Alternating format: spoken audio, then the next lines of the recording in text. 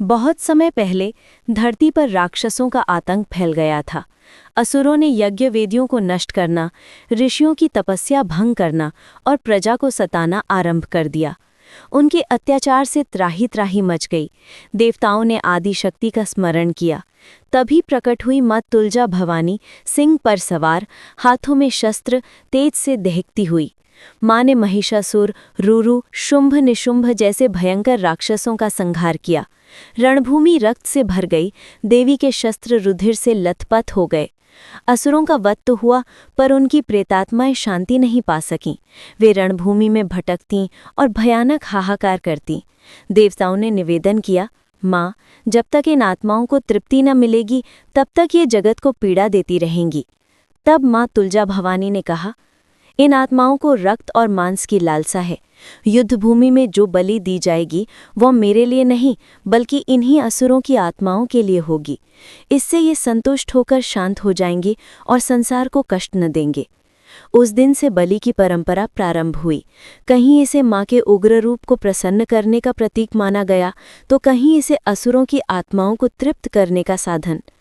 आज कई स्थानों पर पशु बलि के स्थान पर कुम्हड़ा, नींबू या गन्ने की प्रतीकात्मक बलि दी जाती है, किंतु परंपरा का मूल भाव अब भी वही है।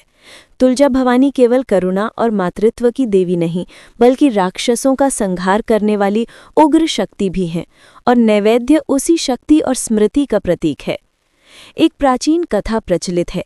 जब माँ तुलजा भवानी ने असुरों का संहार किया तो रणभूमि रक्त से भर गई। उनके तीक्ष्ण शस्त्रों से मारे गए असुरों की प्रेतात्माएं शांति न पा सकीं। वे आकाश में मंडराने लगीं और भयानक कराहों से दिशाओं को भरने लगीं। उनका असंतोष इतना प्रबल था कि धरती पर पुनः विनाशकारी शक्तियां सक्रिय होने का भय था। देवताओं ने चिंता व्यक्त की और देवी से प्रार्थना की, माँ, इन राक्षसों की आत्माएं तृप्त नहीं हुई। यदि इन्हें शांत न किया गया तो संसार फिर संकट में पड़ जाएगा।